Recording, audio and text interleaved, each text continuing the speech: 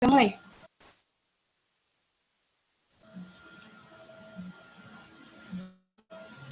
Assalamualaikum warahmatullahi wabarakatuh. Selamat siang semuanya. Perkenalkan kami dari kelompok 14C ingin menjelaskan dan mempresentasikan hasil diskusi kami tentang analisis protein.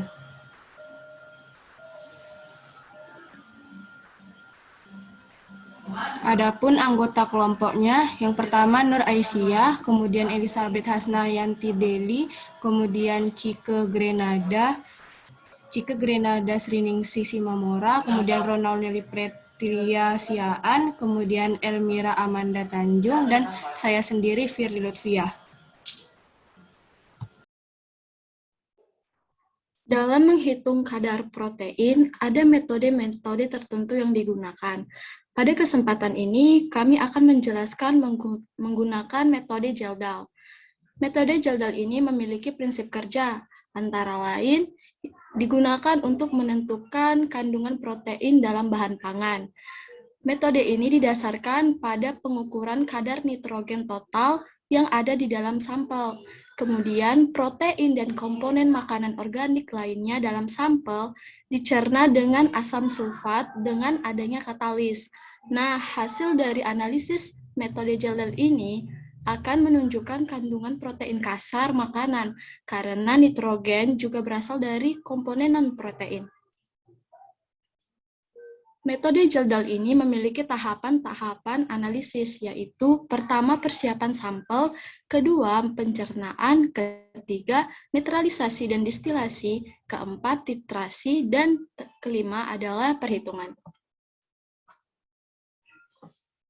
Kelebihan dan kekurangan dari metode Geldal ini, yaitu kelebihannya adalah metode ini tidak memerlukan sistem otomatis hingga biayanya murah, lalu metode ini juga sudah digunakan dan diterima selama lebih dari 1 abad. Sedangkan kekurangannya adalah metode ini tidak hanya mengukur protein, tetapi juga mengukur nitrogen total, sehingga waktu yang dibutuhkan lebih lama. Lalu, metode ini menggunakan korosif reagent dan presisinya lebih rendah daripada metode analisis protein yang lain, serta membutuhkan waktu yang lama. Pengaplikasian metode ini ke Geldal adalah metode resmi AOAC untuk kandungan protein kasar dan telah menjadi dasar evaluasi dari banyak metode protein lainnya.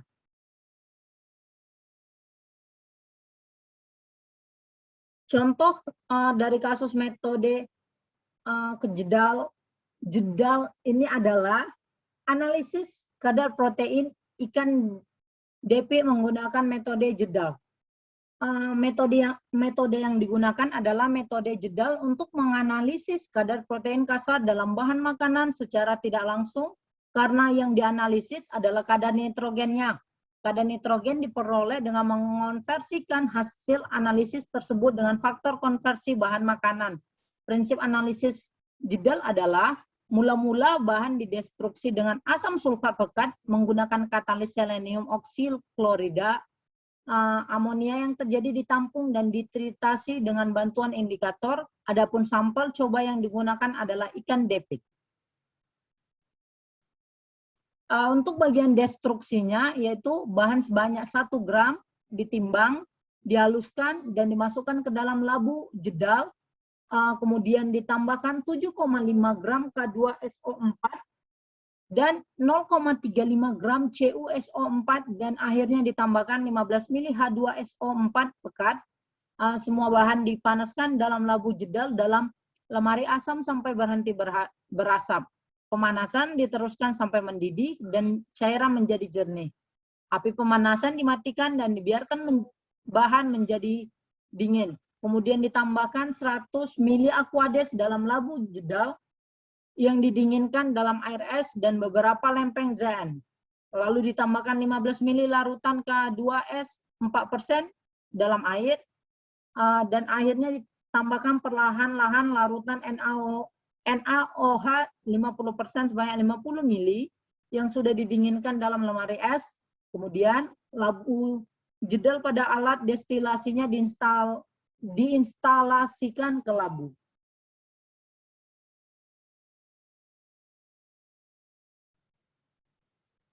Baik, selanjutnya ada tahap destilasi. Nah, labu jehdal dipanaskan perlahan-lahan sampai 2 lapisan cairan tercampur, kemudian dipanaskan dengan cepat sampai mendidih. Maka hasil destilat ini ditampung dalam Erlenmeyer yang telah diisi dengan 50 ml larutan standar HCl 0,1 N dan 5 tetes indikator phenolphthalein. Tahap destilasi diakhiri sampai destilat yang tertampung sebanyak 75 ml. Nah, kemudian tahap titrasi. Destilat titrasi yang dititrasi yang diperoleh dengan standar NaOH 0,1 N sampai warna merah jambu.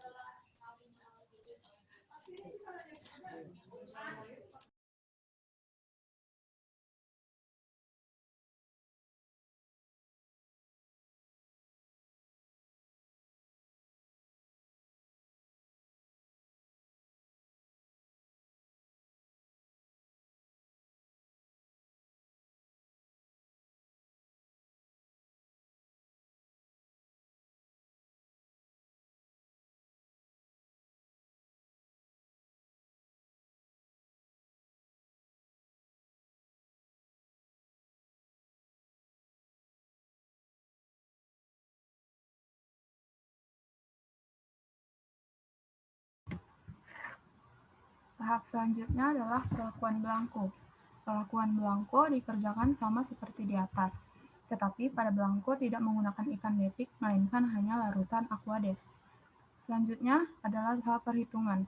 Persen nitrogen disari dengan melalui rumus mili NaOH titrasi belangko dikurang mili NaOH titrasi sampel dibagi gram sampel dikali 1000 dikali NaOH dikali 14,008 kali 100, di mana persen protein didapat itu sama dengan persen nitrogen dikali faktor konversi, di mana faktor konversinya adalah 6,25. Hasil yang didapat dari hasil perhitungan adalah sampel pertama ikan betik, berat sampelnya 1,098 gram, dengan belangko mili titrasinya 30,3 dan titrasinya 11,7, persen nitrogennya 2,37, persen proteinnya 14,83, dan rata-rata proteinnya 15,29.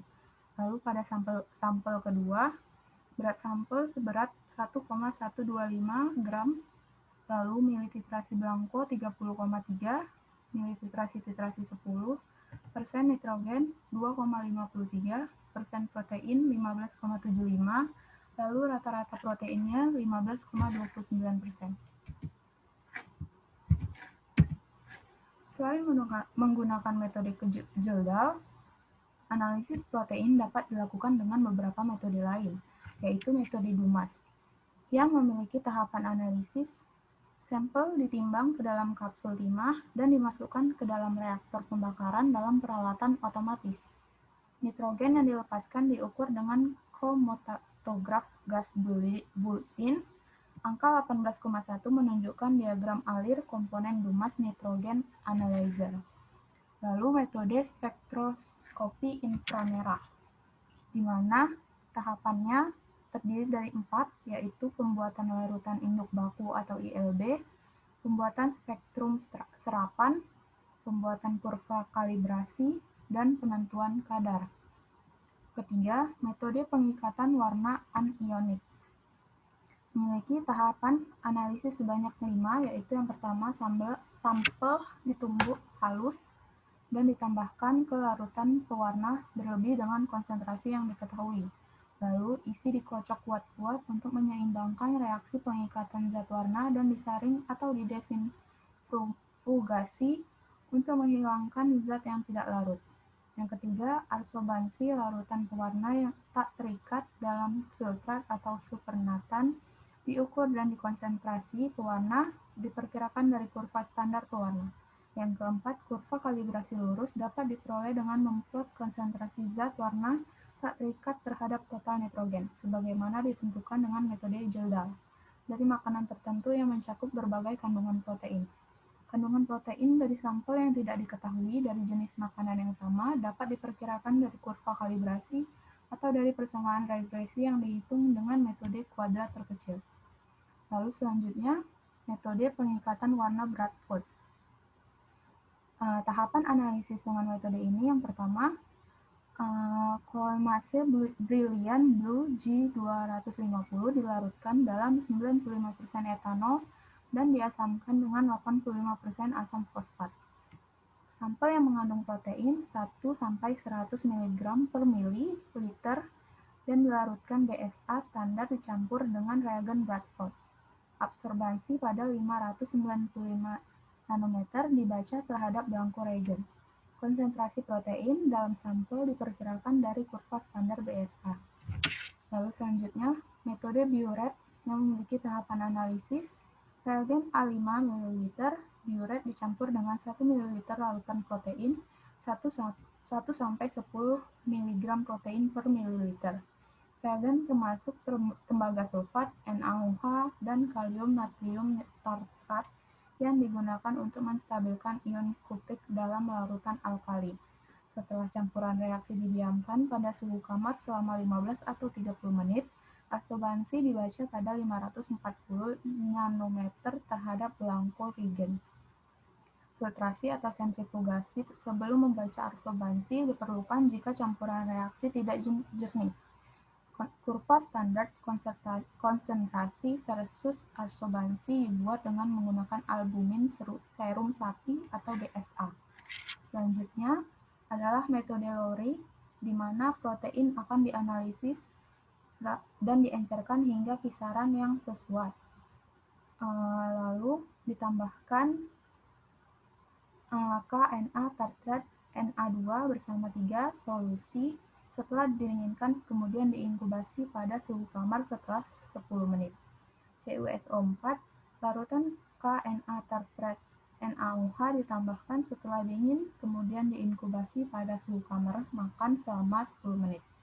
Reagen polin yang baru disiapkan ditambahkan dan dicampurkan ke reaksi, lalu diinkubasi pada suhu 50 derajat Celcius selama 10 menit. Kurva standar BSA dibuat dengan hati-hati dengan memperkirakan konsentrasi protein yang tidak diketahui. Lalu metode yang terakhir adalah metode asam bicinconinic. Dengan tahapan mencampurkan larutan protein dengan bereaksi BCA yang mengandung garam natrium BCA, natrium karbonat NaOH, dan tembaga sulfat pH 11,25. Inkubasi pada 37 derajat Celcius selama 30 menit atau suhu kamar selama 2 jam. Atau bisa juga dalam suhu 60 derajat Celcius selama 30 menit. Pemilihan suhu tergantung pada kepekaan yang diinginkan. Suhu yang lebih tinggi memberikan respon warna yang lebih besar. Bacalah solusi pada 562 nanometer terhadap belangko reagen. Buat kurva standar menggunakan BSA. Baiklah, sekian hasil presentasi kami. Lebih kurangnya kami mohon maaf. Assalamualaikum warahmatullahi wabarakatuh. Selamat siang semuanya.